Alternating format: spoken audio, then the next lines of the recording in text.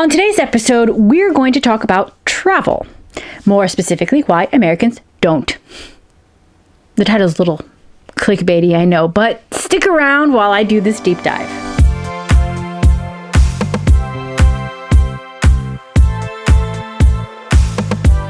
Hello, Yin Labelings. I'm Madi, science fiction and fantasy author who's been living in southern Germany since 2014. Today, we're going to talk about travel. It's a common stereotype that Americans don't travel. Mostly, I hear this complaint from Europeans. And while there is some truth, it is actually a lot more complicated than that. But before we get started, hit the subscribe button and ring the bell if you haven't already. Here on Adventures of Lamati, we talk about writing, living abroad, and everything in between. So why don't Americans travel? Well, they currently have a teeny tiny problem called COVID-19 that has essentially banned Americans from entering other countries. Hi-yo! Yes, I went there. I'm sorry, I just couldn't pass that joke off. But in all seriousness, I feel like the reasons why a lot of Americans don't travel outside of the US will actually align with why a lot of Europeans don't actually travel outside of Europe either. So let's get on to this list. But a quick disclaimer, I do not speak for all 327.2 million Americans or even the 9 million Americans who live currently outside of the US. I am one person simply listing what I have observed, and these are my theories. So don't at me. Number 1, it's expensive. I am one of 6 kids.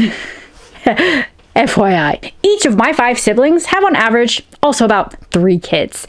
So like on that side of the family, I have 17 nieces and nephews.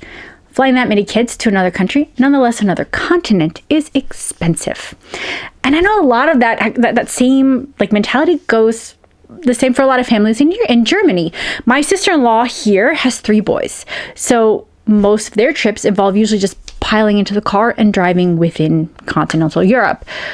And also, I mean, for the Americans, we can't forget the fact that gasoline is dirt cheap. So no matter how expensive it is ever gotten in the States, it will always be cheaper than Europe. And I really miss that.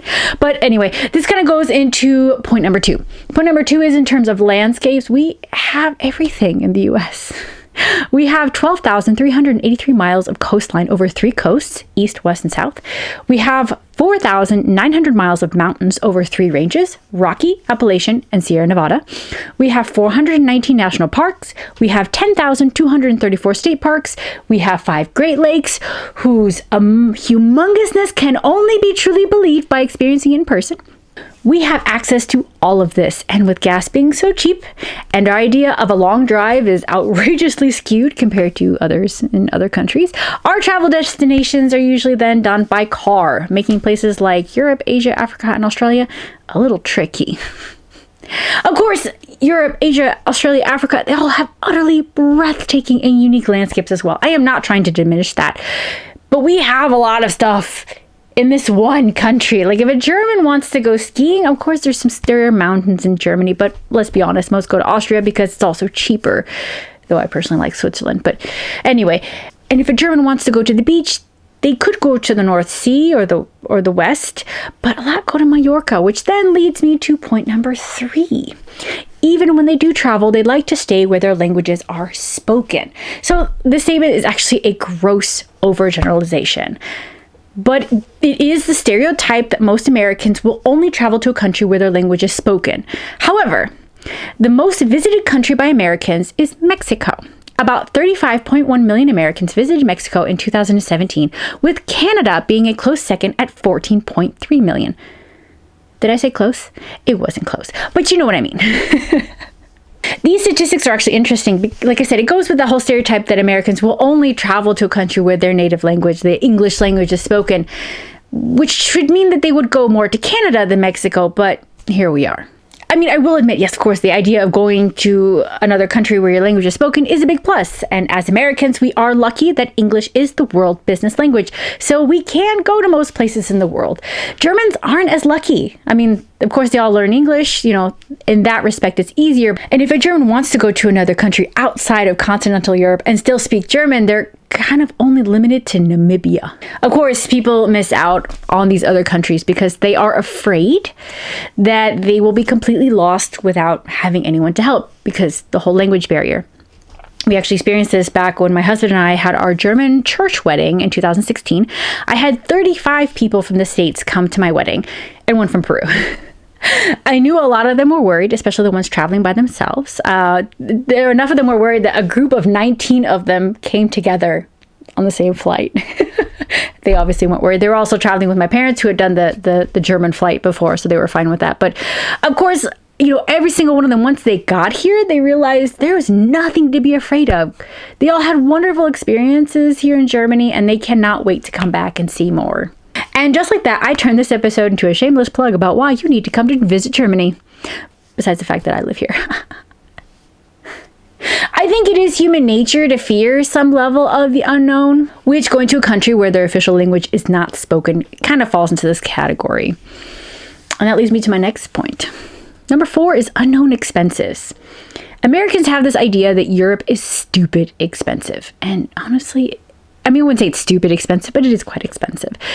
To them, to at least a Midwesterner like myself, there are 3 types of people that would travel to Europe. 1, young, dirty, hippie backpackers. 2, young, rich folk. And 3, old, retired, rich, in parentheses, folks. An average middle-class family has to really think about that, especially when the flight alone is very expensive. Or if you're a millennial like me, most of our money is going towards college loans, so any extra money for an international trip is just not in the cards. We barely have enough to pay for rent. Then, of course, you have the problem that there are some sites that can help you find cheap hotel rooms, or if you go to the hotel websites themselves. Unfortunately, especially like the ones in Germany, a lot of them are in German or very badly translated English. Like really bad. It is these kind of situations that it obviously really helps if you have a local.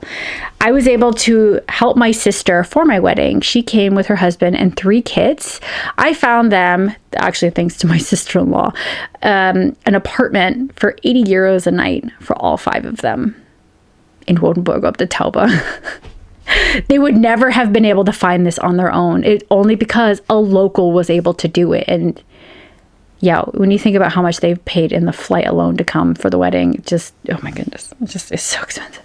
But anyway, to my point, the first time I ever traveled to Europe was because my mom had friends and I got to stay with them. The flight was not cheap. And I don't know, really, I haven't figured this out, but for whatever reason, like when my husband and we fly to the States, we've always been able to find really cheap flights, but I have yet to see those same prices coming from the States to Europe. A lot of times it would cost 2 to 3 times more to fly from the States to Europe than vice versa. However, then you have situations like my sister, one of my other sisters. One of my other sisters works closely with the high school where her kids graduated because they do a Europe trip every 2 years. And it takes care of all these unknown expenses because everything it's there. The flight, the meals, the tours, the hotel, everything, the transportation, everything. And it's also planned 2 years in advance, so you can even budget for it. I'm actually in contact with this school because my sister had mentioned to them that since I live in Germany, as a local, I can help them plan a tour that would be cost effective. Like, I don't think people realize like how much that would really help. And yeah, it's just, yeah, having a local is literally just, it's just so important. And we'll just go on to my last point. Number 5 is lack of vacation time. This is actually one of the big reasons why I chose to move to Germany rather than have my husband move to the States. Out of 30 vacation days, we could do 2 weeks to Indiana every year and still have 4 weeks to just dick around and have other fun adventures. In the States, you are lucky if you get 10, or if you were smart and got into a good industry and you've put in a lot of years, you can actually get up to about 30 days. It's the reason why I went into the pharma industry to begin with. There are companies that can offer you more vacation time, and then if you're there long enough, like I said, you can get up to the 30 days. I got about 20 days right out of college. So, you can find places where you can get better benefits, but not everybody thinks of those things because that's not normal in the States. That being said, because of these really short vacation times, Americans have to also really think about using this little time that they have to the fullest. So that would mean utilizing a tour company. Unfortunately, that sometimes also falls into the expensive category. And also because Americans are more nomadic than Europeans and a lot of times live very far away from their friends and family. Most of the time they actually use their vacation time, what little vacation time they have, to just go home for Christmas. And then that doesn't leave much else except for weekend trips. And I, like, for example, I did a long weekend trip to Washington, D.C. to visit friends. And while, I mean, it is possible to do a weekend trip in Europe or vice versa, while living in Germany, I did fly back to Indiana for a weekend for my cousin's wedding. The jet lag alone made it horrendously difficult, but my job in Germany at the time didn't really allow me to take more time, and was kind of a pain in the ass about it. But I couldn't miss my cousin's wedding, and if it meant flying home for the weekend, then I did it. But I think it's safe to say that the stereotype of Americans not traveling is not really one you can just throw a blanket statement and just be done with it. As I said in the beginning, it's a lot more complicated than just Americans not wanting to go. Of course, you have Americans that are like, why would I leave? America's the best country in the world. But most of the Americans I know of want to come. They love hearing about my life here in Germany, and they want to see it for themselves. But a lot of times it just requires so much more resources to accomplish that than it is for Europeans. And I think that's why Europeans have it so lucky. You can travel a few hours and be in a completely different country with a different language and a different culture. While on the other hand, you can drive for a few days and still be in the continental United States. Our country is so big that it takes a lot of time and effort and money to travel within the country, nonetheless, to get out. And when you already have so much already in terms of landscape and stuff and awesome food in the country, why would you leave? Granted, of course, yeah, you're going to say Americans are missing out on actually seeing how different countries operate. Because how else are they going to know what needs improvements in their country, like healthcare? But I mean, the thing is, though, you can only really learn these sort of things when you're actually living in a place. If you're going on vacation, I'm sorry, just going on vacation to another country is not really going to cut it. I mean, I know plenty of Germans who travel to Mallorca every year. They probably couldn't tell you how the Spanish government works or even speak Spanish. Actually, in fact, my husband once joked that's the only reason why they go to Male is so they don't have to learn the language. But I mean, that's not really a joke. That's fact. Germans, you are really missing out. Spanish is an awesome language and can open doors to so much more, not only in Spain, but all of Central and South America. Most importantly, Peru. I just had to put it out there. And this episode turned into a shameless plug for Peru. See what I did there? Anyway, I hoped you learned something today, or even allowed yourself to see things from a slightly different perspective. I know I'm guilty of dismissing my fellow Americans by saying we don't travel, but you can't ignore the fact that the U.S. has so much in one country. In a lot of ways, we are spoiled. Of course, we still don't have everything, and that is kind of not to our benefit, and the reason why we are so U.S.-centric in terms of news and education, and thus forgetting that there's the rest of the world that exists outside of the U.S. But I did want to point out that overall, the biggest reasons I have noticed, at least with the Americans that I have closest contact with, that the reason why a lot don't travel outside of the U.S. is because of lack of time and costs, and it's definitely not lack of motivation. Which is part of the reason why I have this channel. Traveling to Germany is not always an easy option, even less so with the Rona.